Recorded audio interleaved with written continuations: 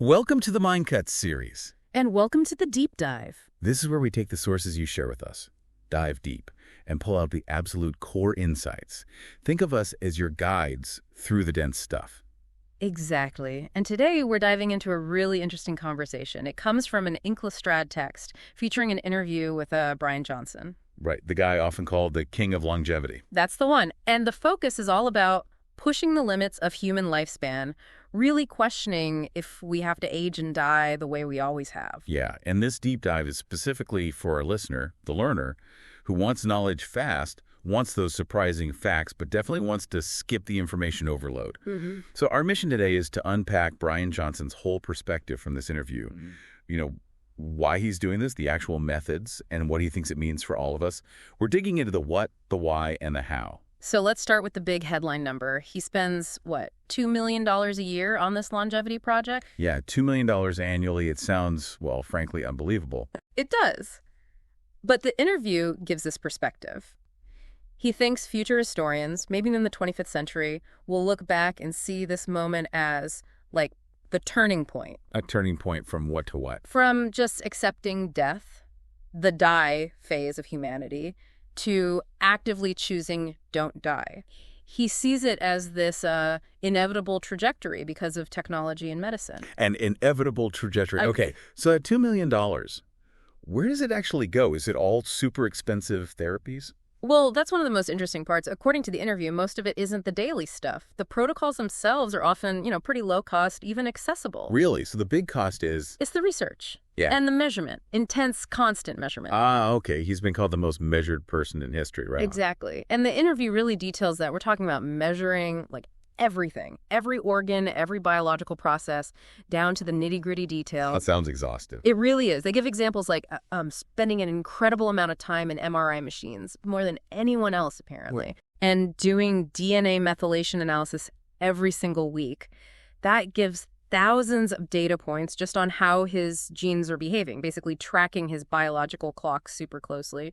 Thousands of data points weekly. That's a lot to handle. Right. And you need a whole team just to process and make sense of all that information. It's not just data collection. It's deep analysis of one person's aging.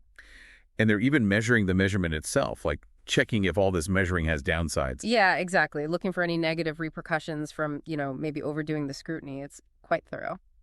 So this leads to that idea of biological versus chronological age. Precisely. How many candles are on your cake versus how old your body actually functions like. And the interview gives specific examples for him. It does. Chronologically, he's in his late 40s, but his heart, biologically, it's more like 37. Okay, that's impressive. But then his left ear, apparently due to some childhood incidents, shooting guns, loud music, is biologically like a 64-year-old's. Whoa, quite a difference. Yeah.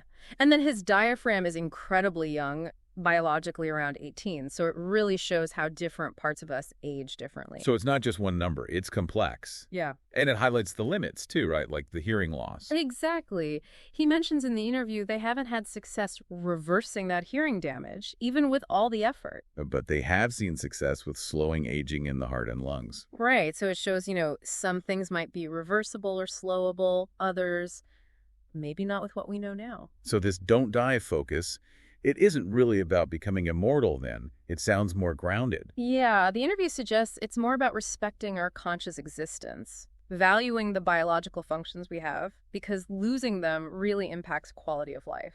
Like if you can't hear or move well, life changes drastically. Totally. And that leads him to talk about this idea of a new virtue. A new virtue. Yeah, the virtue of actively caring for our biology, our conscious experience, avoiding things we know are detrimental, being sort of stewards of our own health. Taking responsibility for it in a new way. And this active approach could really shift how we think about lifespan entirely. The interview brings up this idea that maybe there isn't a fixed point of no return for decline. Meaning interventions could work even later in life. Potentially. He points to things like embryo selection, which you could frame as don't die before you're even conceived. Huh. Okay. Interesting frame. And then research showing regeneration in very old mice, basically giving them a health boost right near the end of their natural lifespan. It hints that maybe interventions aren't just for the young. Yeah, and he connects this to AI development. Yeah, he's quite cautious about long-term predictions because of AI. He says his horizon for making intelligent statements about lifespan is only about a year out now. Because AI could change the game that quickly. That seems to be the implication. He suggests we might see massive progress in the next, say, 5 years. Things we can't even picture yet. Leading to this provocative idea that maybe we're the first generation that doesn't have to die. He floats that possibility, yeah. While fully admitting we don't know how all the pieces fit together yet, it's a big maybe, but a potentially transformative one. And his personal story makes this even more interesting, doesn't it? He wasn't always this picture of health. Not at all. The interview mentions his past struggles. He talks about burnout, depression, blaming it partly on that intense entrepreneurial culture. The one that glorifies, like, no sleep and bad habits. Exactly. So his current state, having arguably some of the best biomarkers in the world, isn't coming from nowhere. It's a result of massive change. Show the body can respond, right? That's his point. Huge responsiveness to change. He frames his whole 25-year journey as being driven by these questions about our future existence and our power to change course. Okay, so that sets the stage. Then the interview shifts focus pretty significantly, right? Yeah. To microplastics. Yeah, it's a jarring but important shift. He uses this analogy of generational toxins. Generational toxins. Like lead for his grandfather's time, asbestos for his parents, and for us, microplastics. These tiny plastic bits, less than 5 millimeters. Right. And they're everywhere because plastic is just so cheap and useful. So we breathe them in, we eat them, they get absorbed through our skin. It's pervasive. And the stats mentioned are pretty worrying. Yeah, quite alarming. An average of 8.2 milligrams in male testicles, a 50% jump in brain microplastics in just the last 10 years. Wow. And because there isn't much data, his company Blueprint developed a home test. Exactly. To help people figure out their own levels and see if trying to reduce exposure actually works. Because we need that feedback loop. And the potential health effects are pretty serious: fertility, neurodegeneration. A whole range of maladies are being linked, though research is still ongoing. The key message seems to be, we need to understand this better and minimize it now. So what can people actually do? The interview gives some practical steps. Yes, 3 simple starting points. First, ditch the plastic water bottles. Just stop using them. Okay, easy enough for many. Second, use a good home water filter. He recommends reverse osmosis and mentions details are on his website. blueprint.bryanjohnson.com, right? Yeah. Third, be wary of canned soups. There was a study cited showing a big spike in microplastics just from eating canned soup regularly for a week. 20-fold increase. Wow. Okay. Any other tips? Yeah, think about clothes, natural fibers like hemp, cotton, silk or better. Use HEPA filters when vacuuming. Avoid handling those thermal paper receipts. Oh, yeah, those are coded, right? Mm-hmm. Switch to stainless steel or cast iron cookware instead of nonstick, which can shed particles. Basically, become more plastic aware in your home environment. It's like these other unseen threats he mentioned. It's like CO2 building up. We didn't see it initially. Now microplastics, we need to measure to understand. Exactly. And that ties into another unseen factor with huge impact: sleep. Right. The interview throws out another crazy statistic about sleep. Yeah, just one night of bad sleep slashes your natural killer cells, the ones that fight cancer, by 70%. 70% from one bad night. That's huge. It really is, and it doesn't stop there. Bad sleep also spikes a brain toxin called S100B. To levels comparable to what? To levels seen after a traumatic brain injury. Okay, that really reframes sleep, doesn't it? It's not optional. It's fundamental maintenance. Absolutely critical. Which leads us to how Johnson himself approached mastering sleep. He aimed for and achieved 8 months of perfect sleep scores. A world record of sleep, he calls it. Yeah. Okay, so how did he do it? There were 5 steps mentioned. Yeah, 5 key things. First is mindset, really shifting your identity. How so? Seeing yourself as a professional sleeper, giving sleep the respect and priority you'd give your job, bedtime becomes non-negotiable. Okay, treating sleep seriously. Step 2.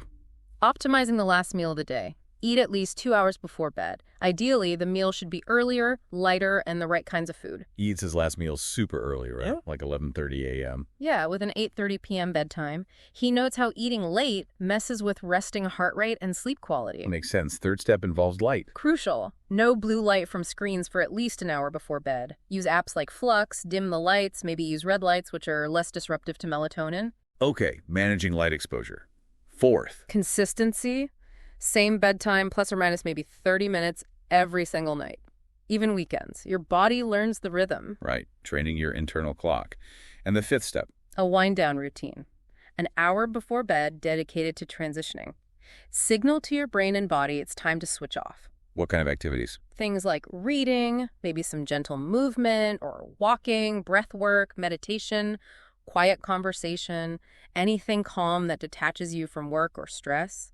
He even mentions using self-talk to manage racing thoughts. So a structured transition period. And Right. what does good sleep look like in terms of metrics? Falling asleep fairly quickly, not being awake for more than 30 minutes total during the night, and getting decent chunks of both REM and deep sleep, roughly 2 hours each, though it varies with age. And that deep sleep early in the night is particularly important. Very important. He uses this analogy, missing that deep sleep window is like missing the garbage truck that clears out metabolic waste from your brain. Great analogy. So if you miss it, that waste builds up. Potentially, yeah. And the interview links poor sleep to lower willpower, too. It creates this vicious cycle where you're tired, make poor choices, sleep badly again. Yeah, I can see that. It maybe even impacts cognitive function like IQ. He suggests a potential link that chronic sleep deprivation could essentially lower your functional intelligence. Okay, sleep is foundational. What about nutrition? His approach sounds pretty intense, too. Definitely data-driven. One surprising thing is his protein intake. It's relatively low, around 120 grams, despite weighing 174 pounds and working out daily. Lower than many guys would aim for, yeah. Right. But he stresses it's based on his biomarkers, his MRI scans showing muscle mass and fat, and his cardio fitness, which is apparently top 1.5% for an 18-year-old. So the numbers back it up for him. His body fat is low, too. Around 10%, yeah. His whole diet philosophy is about making every calorie count, stacking scientifically validated superfoods, and constantly measuring the effects. Can you give examples of what he eats? Sure, the interview mentions his super veggie mix: broccoli, cauliflower, lentils, ginger, garlic, and a nutty pudding: macadamia nuts, walnuts, flaxseed, pomegranate, berries, plant protein. Totals about 2,500 calories. That sounds dense. It is. Plus things like raw extra virgin olive oil, collagen peptides, so not strictly vegan, pure cocoa, and then about 50 pills a day. 50 pills. Supplements. Yeah, supplements.